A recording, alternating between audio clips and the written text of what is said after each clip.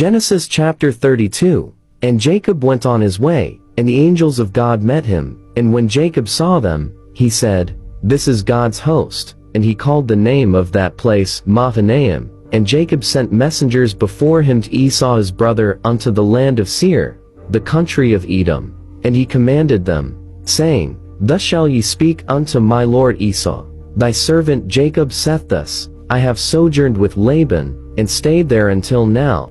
And I have oxen, and asses, flocks, and menservants, and womenservants, and I have sent to tell my lord, that I may find grace in thy sight. And the messengers returned to Jacob, saying, We came to thy brother Esau, and also he cometh to meet thee, and 400 men with him.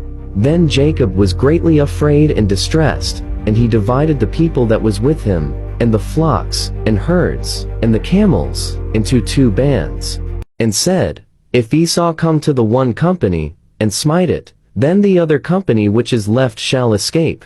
And Jacob said, O God of my father Abraham, and God of my father Isaac, the Lord which saidst unto me, Return unto thy country, and to thy kindred, and I will deal well with thee. I am not worthy of the least of all the mercies, and of all the truth, which thou hast shewed unto thy servant.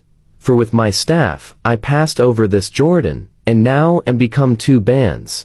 Deliver me, I pray thee, from the hand of my brother, from the hand of Esau, for I fear him, lest he will come and smite me, and the mother with the children. And thou saidst, I will surely do thee good, and make thy seed as the sand of the sea, which cannot be numbered for multitude.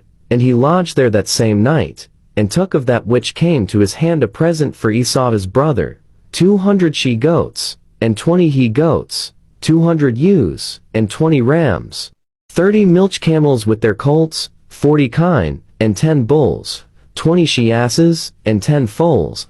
And he delivered them into the hand of his servants, every drove by themselves, and said unto his servants, Pass over before me, and put a space betwixt drove and drove. And he commanded the foremost, saying, When Esau my brother meeteth thee, and asketh thee, saying, Whose art thou, and whither goest thou, and whose are these before thee?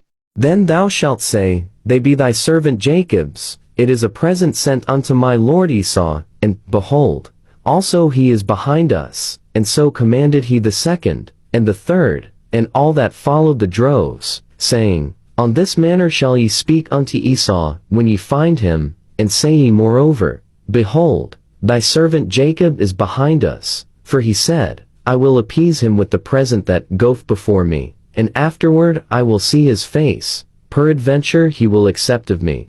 So went the present over before him, and himself lodged that night in the company. And he rose up that night, and took his 2 wives, and his 2 womenservants, and his 11 sons, and passed over the ford Jabbok. And he took them, and sent them over the brook, and sent over that he had, and Jacob was left alone. And there wrestled a man with him until the breaking of the day.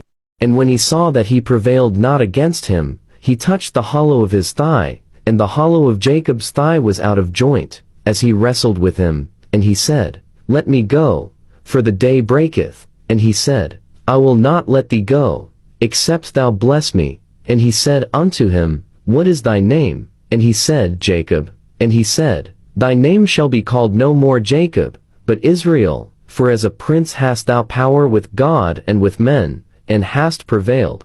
And Jacob asked him, and said, Tell me, I pray thee, thy name. And he said, Wherefore is it that thou dost ask after my name? And he blessed him there. And Jacob called the name of the place Peniel, for I have seen God face to face, and my life is preserved. And as he passed over Peniel the sun rose upon him, and he halted upon his thigh. Therefore the children of Israel eat not of the sinew which shrank, which is upon the hollow of the thigh, unto this day, because he touched the hollow of Jacob's thigh in the sinew that shrank.